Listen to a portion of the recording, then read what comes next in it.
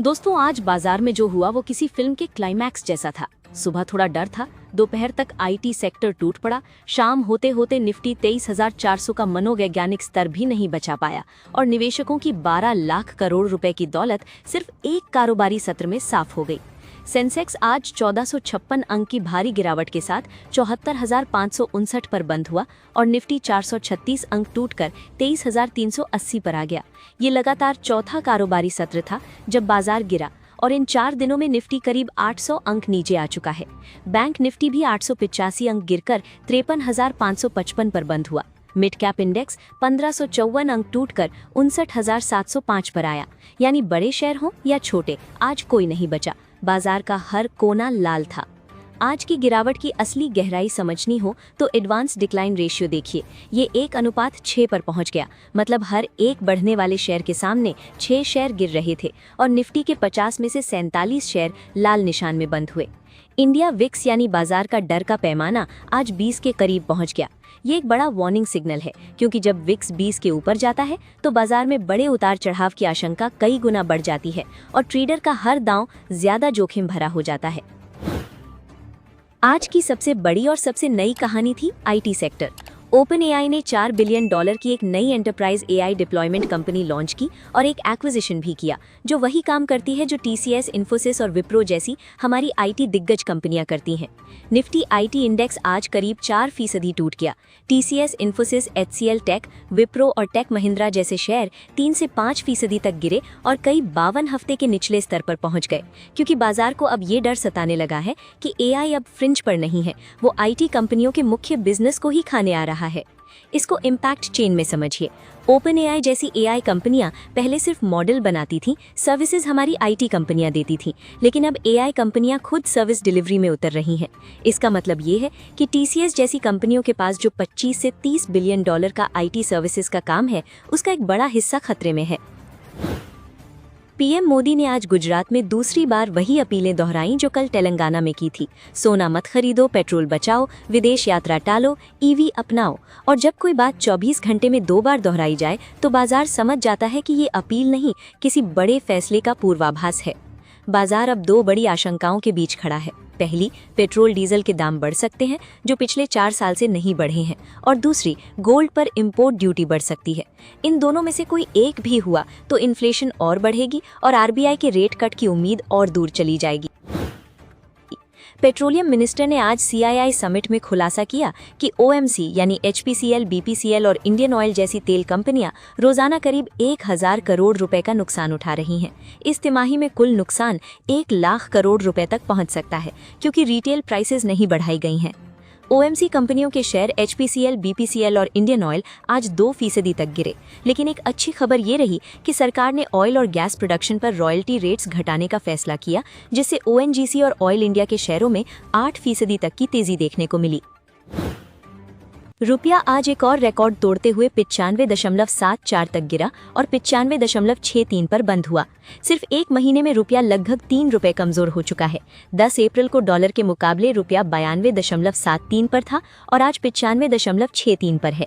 ANZ research का अनुमान है कि आरबीआई रुपये को जल्दी 100 तक नहीं जाने देगा, लेकिन क्रूड ऑयल की महंगाई, एफआईआई सेलिंग और बढ़ती हेजिंग डिमांड की वजह से रुपये पर दबाव बना रहेगा और साल के अंत तक यूएसडी आईएनआर करीब 97.5 तक पहुंच सकता है। कमजोर रुपये और महंगे क्रूड का डबल झटका समझिए। क्रूड $160 पर है और रुपया 95.63 पर। इसका मतलब ये है कि भारत का ऑयल इंपोर्ट बिल पहले से कहीं ज्यादा महंगा हो गया है और ये बोझ अंततः महंगाई बनकर आम आदमी के घर की थाली तक पहुंचेगा। ब्रेंट क्रूड आज $160 प्रति बैरल तक पहुंच गया। इसके पीछे 4 वजहें हैं। अमेरिका ईरान तनाव, स्ट्रेट ऑफ हॉर्मूज में सप्लाई रुकने का डर, ट्रेडर्स की भारी मोमेंटम बाइंग और पिछले कई सत्रों से पहले से बना हुआ तेजी का माहौल। ट्रंप ने कहा कि ईरान का युद्ध विराम प्रस्ताव अस्वीकार्य है और मौजूदा सीज फायर लाइफ सपोर्ट पर है। इस एक बयान से दुनिया भर के बाजारों में हड़कंप मच गया।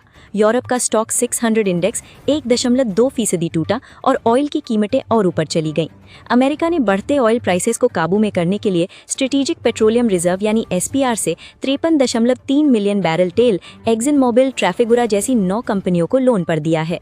IENA इसे अब तक का सबसे बड़ा एनर्जी क्राइसिस बताया है और अमेरिका में पेट्रोल की कीमत $4.52 प्रति गैलन तक पहुंच चुकी है, जो 2022 के बाद सबसे ऊंचा है।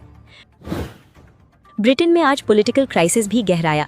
पीएम केयर स्टारमर के खुद की लेबर पार्टी के 77 से ज्यादा सांसदों ने इस्तीफे की मांग की, जिससे ब्रिटेन की government borrowing cost 2008 financial crisis के बाद सबसे ऊंचे स्तर पर पहुंच गई और पाउंड कमजोर हुआ। ब्रिटेन के पॉलिटिकल केओस का भारत से सीधा कनेक्शन ये है कि जब बड़े देशों में पॉलिटिकल अनसर्टेनिटी बढ़ती है तो global investors risk of mode में चले जाते हैं, इमर्जिंग मार्केट से पैसा निकलता है और भारत जैसे बाजारों पर FII सेलिंग का और दबाव बढ़ जाता है। अप्रैल 2026 में इंडिया की रिटेल इन्फ्लेशन बढ़कर 3.48% पर पहुंच गई, जो पिछले 13 महीनों का सबसे ऊंचा स्तर है। हालांकि ये बाजार के अनुमान 3.72% से कम रही, लेकिन फरवरी से लगातार बढ़ती ये इन्फ्लेशन दिखा रही है कि कीमतों का दबाव धीरे धीरे बढ़ रहा है। फूड इन्फ्लेशन मार्च के 3.87% से बढ़कर 4.20% हो गई। टमाटर, फूलगोभी जैसी जरूरी चीजों के दाम बढ़े। कोर इन्फ्लेशन भी 3.4% पर पहुंची और रूरल इन्फ्लेशन 3.74% रही, जो बताता है कि गांव के लोगों पर भी महंगाई की मार पड़ रही है। इस पूरी इन्फ्लेशन स्टोरी का RBI से कनेक्शन ये है, अगर क्रूड ऊंचा रहा, रुपया कमजोर रहा और फूड प्राइसेस बढ़ती रहीं तो RBI के लिए रेट कट करना मुश्किल हो जाएगा, और रेट कट नहीं हुई तो बोरोइंग कॉस्टली रहेगी, कॉर्पोरेट अर्निंग्स पर दबाव बना रहेगा और बाजार को नई वजह नहीं मिलेगी। RBI का फॉरेक्स रिजर्व भी $7.7 बिलियन घटकर $700 बिलियन के नीचे आ गया है। ये एक और संकेत है कि RBI रुपए को बचाने के लिए डॉलर्स बेच रहा है और जितना ज्यादा वो बेचेगा उतनी तेजी से रिजर्व्स घटेंगे। अब आते हैं कॉर्पोरेट नतीजों की दुनिया में, जहां कुछ अच्छी कहानियां भी थीं। डॉक्टर रेड्डीज के नतीजे आज सबसे बड़ी निराशा बने। नेट प्रॉफिट 1587 करोड़ से गिरकर सिर्फ 221 करोड़ रुपए रह गया। EBITDA मार्जिन 23.4% से गिरकर 5.1% पर आ गया। ये एक फार्मा जायंट के लिए बेहद चिंताजनक है। डॉक्टर रेड्डीज की रेवेन्यू भी बाजार अनुमान से कम रही, 7,546 करोड़ रुपए, जबकि उम्मीद 7,988 करोड़ की थी। हालांकि कंपनी ने 8 रुपए प्रति शेयर डिविडेंड जरूर दिया, लेकिन इतने कमजोर नंबर्स के बाद निवेशकों का भरोसा हिल गया। कल्पातरु लिमिटेड के Q4 नतीजे काफी मजबूत रहे, जहां कंपनी का नेट प्रॉफिट 14 गुना बढ़ा और रेवेन्यू में 184% की बड़ी छलांग देखने को मिली। कंपनी में पिछले साल के EBITDA लॉस से निकलकर इस बार 217 करोड़ रुपए का पॉजिटिव EBITDA दर्ज किया, जो ऑपरेशनल टर्नअराउंड का संकेत है। रेल विकास निगम को छत्तीसगढ़ में 221 करोड़ रुपए की रेलवे सिग्नलिंग और इलेक्ट्रॉनिक इंटरलॉकिंग अपग्रेड प्रोजेक्ट के लिए L1 बिडर चुना गया है। ये ऑर्डर कंपनी की रेलवे इंफ्रास्ट्रक्चर ऑर्डर बुक को और मजबूत कर सकता है। कोहेंस लाइफ साइंसेज के Q4 नतीजे कमजोर रहे, जहां नेट प्रॉफिट 84% गिर गया और EBITDA मार्जिन 27.3% से घटकर 15.9% पर आ गया। हालांकि मैनेजमेंट को उम्मीद है कि वित्त वर्ष 2027 की दूसरी छमाही से बिजनेस रिकवरी देखने को मिल सकती है। पूर्वांकरा की सब्सिडियरी को बेंगलुरु के व्हाइट फील्ड इलाके में वेस्टर्न होटल प्रोजेक्ट के कंस्ट्रक्शन के लिए 58 करोड़ रुपए का ऑर्डर मिला है। ये ऑर्डर कंपनी की रियल एस्टेट कंस्ट्रक्शन पाइपलाइन को सपोर्ट करेगा। टेक्समैको रेल के Q4 प्रॉफिट में 45% की मजबूत बढ़ोतरी हुई और मार्जिन्स में भी सुधार देखने को मिला। कंपनी ने डिफेंस मैन्युफैक्चरिंग बिजनेस में विस्तार के लिए 200 करोड़ रुपए के इन्वेस्टमेंट प्लान को भी मंजूरी दी है। टोरेंट पावर का Q4 नेट प्रॉफिट करीब 70% गिर गया। हालांकि इसका मुख्य कारण पिछले साल का one time deferred tax gain रहा। कंपनी ने 5 रुपए डिविडेंड घोषित किया है और फ्यूचर एक्सपेंशन के लिए 10,000 करोड़ रुपए फंड रेजिंग प्लान पर भी काम कर रही है। MTR टेक्नोलॉजीज के Q4 FY26 नतीजे मजबूत रहे, जहां नेट प्रॉफिट 3 गुना बढ़ गया और रेवेन्यू में 67% की तेजी देखने को मिली। EBITDA मार्जिन भी बढ़कर 20.2% पहुंच गया, जिससे कंपनी की ऑपरेटिंग एफिशिएंसी मजबूत दिखी। यूनाइटेड ब्रूअरीज को महाराष्ट्र सेल्स टैक्स ट्रिब्यूनल से बड़ी राहत मिली है, जहां 2019 से जुड़ा 275 करोड़ रुपए का टैक्स डिमांड घटाकर 0 कर दिया गया। ये फैसला कंपनी के लिए फाइनेंशियल रिलीफ और सेंटिमेंट बूस्टर माना जा रहा है।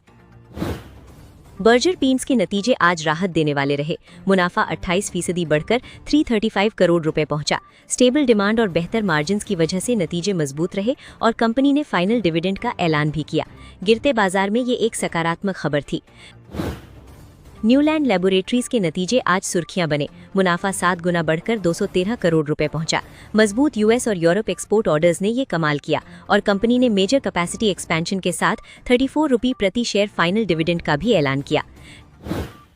डिक्सन टेक्नोलॉजीज के नतीजे मिले जुले रहे। रेवेन्यू 2% बढ़कर 10,510 करोड़ रुपए रही, जो अनुमान से बेहतर थी, लेकिन EBITDA मार्जिन 4.3% से गिरकर 3.9% पर आ गया और शेयर कमजोर सेंटिमेंट में करीब 6% गिरकर 10,138 रुपए पर बंद हुआ। सैस्किन टेक्नोलॉजीज आज लगातार दूसरे दिन रॉकेट बना।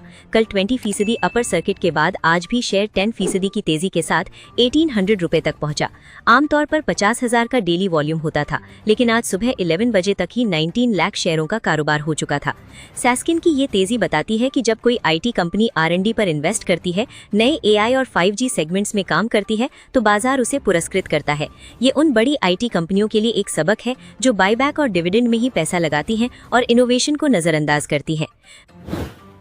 वी-गार्ड इंडस्ट्रीज के नतीजे मजबूत रहे। मुनाफा 91 करोड़ से बढ़कर 112 करोड़ रुपए पहुंचा।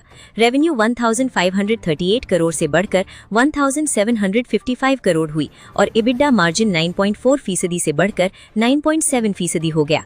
कंज्यूमर ड्यूरेबल्स का ये खिलाड़ी अपनी कहानी खुद लिख रहा है। पाक मेडी वर्ल्ड के Q4 नतीजे हेल्थ केयर सेक्टर की मजबूती दिखाते हैं। मुनाफा 58% बढ़कर 70.9 करोड़ रुपए पहुंचा। रेवेन्यू 30% बढ़कर 460 करोड़ हुई और EBITDA मार्जिन 24.98% से बढ़कर 27.7% हो गया। ये उन हेल्थ केयर शेयरों में से हैं जिन पर कोटक AMC जैसी बड़ी फंड हाउसेज अभी भी पॉजिटिव हैं। KPR मिल के नतीजे टेक्सटाइल सेक्टर के लिए उत्साहजनक रहे। मुनाफा 11% बढ़कर 227 करोड़ रुपए पहुंचा। EBITDA मार्जिन 18.8% से बढ़कर 19.5% हो गया। कॉस्ट कंट्रोल और डिमांड स्टेबिलिटी की ये जुगलबंदी काम आई। बोरोसिल रिन्यूएबल्स ने Q4 में मुनाफे में वापसी की और EBITDA मार्जिन 31% पहुंच गया। साथ ही कंपनी ने ग्रोथ प्लान्स के लिए 750 करोड़ रुपए तक फंड रेजिंग की मंजूरी दी, जो बताता है कि सोलर ग्लास सेक्टर में रिन्यूएबल एनर्जी की मांग का मोमेंटम बरकरार है। सौराष्ट्र सीमेंट ने आज बाजार को पॉजिटिव सरप्राइज दिया। पिछले साल 10.3 करोड़ के घाटे से निकलकर इस बार 18.8 करोड़ का मुनाफा दर्ज किया। EBITDA 54% बढ़कर 59.6 करोड़ पहुंचा और मार्जिन 7.9% से बढ़कर 11.1% हो गया। विनाती ऑर्गेनिक्स के नतीजों में रेवेन्यू 7% घटा, जिससे शेयर 5% तक गिरा, लेकिन मार्जिन 5 तिमाहियों के उच्च स्तर पर पहुंचा और पूरे वित्त वर्ष 26 में प्रॉफिट 17.5% बढ़ा। ये एक ऐसी कंपनी है जहां एक तिमाही के रेवेन्यू डिप से घबराना नहीं चाहिए। NIIT लर्निंग के नतीजे मिले जुले रहे। मुनाफा 49 करोड़ से बढ़कर 77 करोड़ पहुंचा और रेवेन्यू 430 करोड़ से 525 करोड़ हुई, लेकिन EBITDA मार्जिन 18.6% से घटकर 16.7% पर आ गया, जो दिखाता है कि कंपनी को ग्रोथ के साथ प्रॉफिटेबिलिटी बैलेंस करनी होगी। अवध शुगर के नतीजे कमजोर रहे। मुनाफा 22% घटकर 56 करोड़ रुपए रहा। रेवेन्यू 679 करोड़ से घटकर 671 करोड़ हुई और EBITDA मार्जिन 22% से गिरकर 17.8% पर आ गया। शुगर सेक्टर में प्राइसिंग प्रेशर और लागत का दबाव साफ दिख रहा है। JSW एनर्जी के कल आए मजबूत नतीजों के बावजूद शेयर आज 7% से ज्यादा टूट गया। ये बाजार की मनोदशा दिखाता है कि जब चारों तरफ डर हो तो अच्छे नतीजे भी शेयर को नहीं बचा पाते, और यही वजह है कि एक्सपर्ट्स फिलहाल ब्रॉड मार्केट बेट से बचने की सलाह दे रहे हैं। ब्लॉक डील में आज ग्रो के शेयर करीब 5% टूट गए। टाइगर ग्लोबल की करीब 5% हिस्सेदारी यानी करीब 5,637 करोड़ रुपए की इक्विटी इस हफ्ते हाथ बदलने की उम्मीद है, जो फिनटेक सेक्टर में अर्ली इन्वेस्टर्स के एग्जिट का संकेत है। फेड बैंक फाइनेंशियल में एक बड़ी और सकारात्मक ब्लॉक डील हुई। नोम्यूरा इंडिया इक्विटी फंड ने ट्रू नॉर्थ फंड VI से 2.5 करोड़ 56 लाख शेयर खरीदे, जो बताता है कि जहां PE फंड्स एग्जिट कर रहे हैं, वहां long term institutional investors entry ले रहे हैं। अडानी पोर्ट्स की मरीन यूनिट एस्ट्रो ऑफशोर ने ओशनियरिंग इंटरनेशनल के साथ पार्टनरशिप की। अब कंपनी यूरोप में सबसी और ultra deep water offshore projects में उतर रही है। साथ ही नया hi tech vessel Astro Atlas fleet में जोड़ा जा रहा है, जो 3000 मीटर गहराई तक काम कर सकता है। वोडाफोन आइडिया की कहानी आज और उलझी। बैंकों ने लोन देने से पहले प्रमोटर ग्रुप की गारंटी और नई TEV रिपोर्ट मांगी है। कंपनी 25,000 करोड़ रुपए लोन और 10,000 करोड़ रुपए लेटर ऑफ क्रेडिट के लिए SBI लेड कंसोर्शियम से बातचीत कर रही है, लेकिन रास्ता भी आसान नहीं दिख रहा। वोडाफोन आइडिया की कुल फंड रिक्वायरमेंट एनालिस्ट्स के अनुसार 50,000 से 66,000 करोड़ रुपए तक हो सकती है। कुमार मंगलम बिरला को नॉन एग्जीक्यूटिव चेयरमैन बनाया गया है ताकि बैंक्स का भरोसा बढ़े, लेकिन जब तक बैलेंस शीट नहीं सुधरती तब तक ये शेयर हाई रिस्क कैटेगरी में बना रहेगा। कोल इंडिया की सब्सिडरी CMPDI के शेयर लिस्टिंग के बाद रिकॉर्ड हाई पर पहुंचे। मैनेजमेंट ने वित्त वर्ष 2027 में 30% पैट मार्जिन और 40% एबिटा मार्जिन बनाए रखने का भरोसा दिया, जो PSU स्पेस में एक ताज़ी हवा की तरह था। कोटक महिंद्रा AMC की फंड मैनेजर शिबाली सिरकार कुरियन ने कहा कि AI डिस्ट्रप्शन की वजह से इंडियन IT सेक्टर पर दबाव बढ़ रहा है और ट्रेडिशनल IT सर्विसेज मॉडल में तेजी से बदलाव आ सकता है। इसी वजह से AMC फिलहाल IT सेक्टर को लेकर सतर्क नजर आ रही है। AMC को अभी फाइनेंशियल्स, हेल्थ केयर और कुछ इंडस्ट्रियल कंपनियों में बेहतर अपॉर्चुनिटीज दिख रही है, क्योंकि इन सेक्टर्स में अर्निंग्स विजिबिलिटी और बिजनेस स्टेबिलिटी कंपैरेटिवली मजबूत बनी हुई है। बाजार की वॉलेटिलिटी के बीच भी इन क्षेत्रों में सिलेक्टिव बाइंग देखने को मिल सकती है। उदय कोटक ने CII समिट में कहा कि दुनिया फिर से मजबूत एसेट्स और मजबूत बैलेंस शीट वाले दौर की तरफ बढ़ रही है। उनके मुताबिक मौजूदा मार्केट वॉलेटिलिटी के बीच क्वालिटी बिजनेसेस में लंबे समय के निवेश के अच्छे मौके बन सकते हैं। चीफ इकोनॉमिक एडवाइजर ने CII में कहा कि मैन्युफैक्चरिंग की हर कंपनी स्किल्ड वर्कर्स की कमी से जूझ रही है।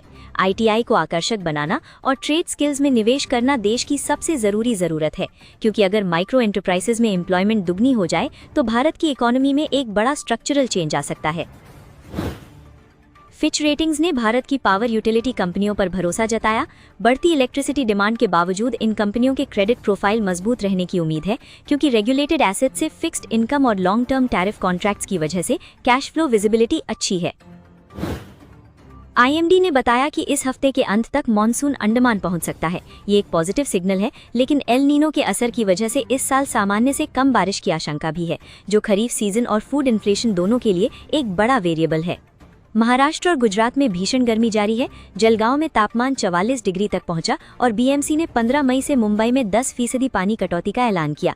ये गर्मी और पानी का संकट कंज्यूमर डिमांड पर असर डाल सकता है और कुछ FMCG कंपनियों के Q1 नंबर्स को प्रभावित कर सकता है। एक्सपर्ट स्ट्रैटेजी की बात करें तो मार्केट में फिलहाल निफ्टी के लिए 23,300 से 23,400 का दायरा क्रिटिकल सपोर्ट बन गया है। अगर ये टूटा तो 23,000 का लेवल भी आसानी से टूट सकता है। इसलिए जब तक क्रूड नहीं घटता और रुपया नहीं संभलता, ब्रॉड निफ्टी बेट की जगह स्टॉक स्पेसिफिक अप्रोच ही सही रहेगी। कल सबसे ज्यादा नजर रहेगी US CPI इन्फ्लेशन डेटा पर, जो आज रात आएगा। अगर अमेरिका की इन्फ्लेशन उम्मीद से ज्यादा रही तो फेड रेट कट की उम्मीद और दूर जाएगी, डॉलर और मजबूत होगा, रुपये पर और दबाव आएगा और निफ्टी को कल सुबह एक और बड़े झटके के लिए तैयार रहना होगा। अगर ये वीडियो आपके काम आई हो तो लाइक जरूर करें, चैनल सब्सक्राइब करें और बेल आइकन दबाएं, ताकि कल का पूरा बाजार एनालिसिस आप तक सबसे पहले पहुंचे।